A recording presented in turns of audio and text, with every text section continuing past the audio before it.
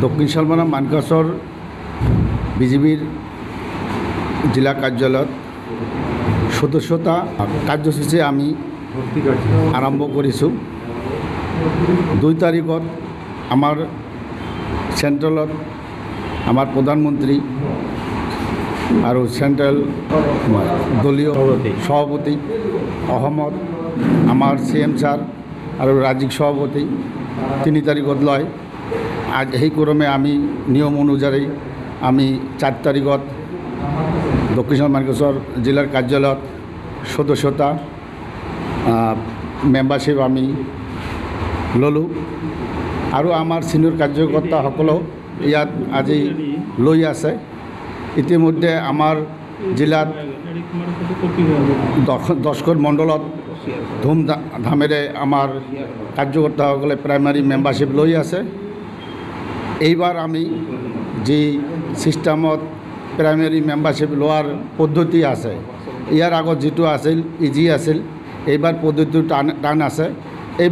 এইবাৰ অকল মাত্ৰ যিসকল বিজেপিৰ সক্ৰিয় কাৰ্যকৰ্তা, যিসকল মনে প্ৰাণেদি বিজেপিক ভাল পায়, সেইসকলে প্ৰাইমাৰী মেম্বাৰশ্বিপ ল'ব আৰু এনেকুৱা এটা টাৰ্গেট থাকিব যে আমাৰ কল্পনা অতুলনীয় হ'ব। আমাৰ এই প্ৰাইমাৰী মেম্বাৰশ্বিপৰ দ্বাৰা আমি পঞ্চায়তত আমাৰ ভেটি শক্তিশালী কৰিম।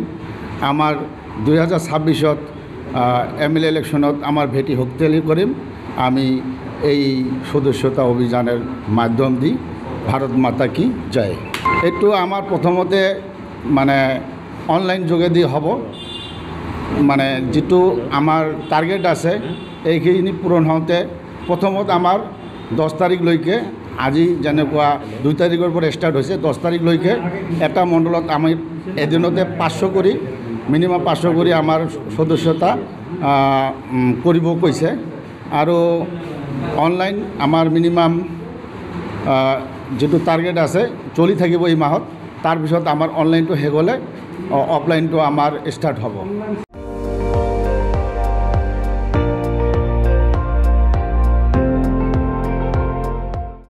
আপুনি চাই আছে ND24, সৰ্বশ্ৰেষ্ঠ নহয় সৰ্বোত্তমৰ দৌৰত।